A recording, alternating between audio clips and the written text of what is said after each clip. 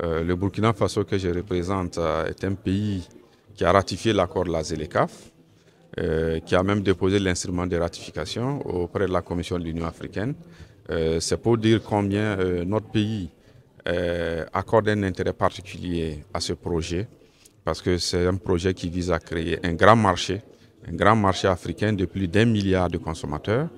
Et donc, de ce fait, il est important de réfléchir sur la résolution des difficultés qui vont permettre à nos entreprises, au secteur privé, de profiter au maximum du potentiel de ce grand marché-là. Et parmi ces difficultés, effectivement, il y a la question du transport. La question des transports, du fait qu'il y a pas mal d'obstacles entre les pays africains, d'un pays à l'autre, vous prenez d'est en ouest, du nord au sud. Et il est actuellement très difficile en Afrique de relier une capitale à une autre, même pour le mouvement des personnes, encore plus dur pour le mouvement des marchandises. Donc il est important que pour dresser cette difficulté-là, que les autorités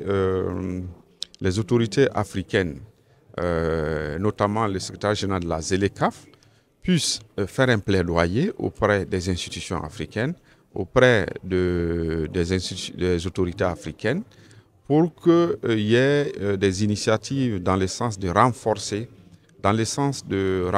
l'existence et la construction d'infrastructures, notamment d'infrastructures régionales. C'est-à-dire qu'on puisse avoir la facilité d'un pays à un autre ou d'une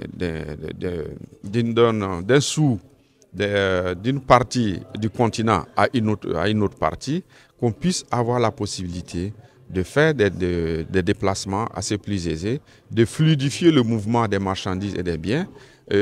Pourquoi pas, l'autre initiative serait de pouvoir mutualiser, n'est-ce pas, l'utilisation des infrastructures, comme les infrastructures portières.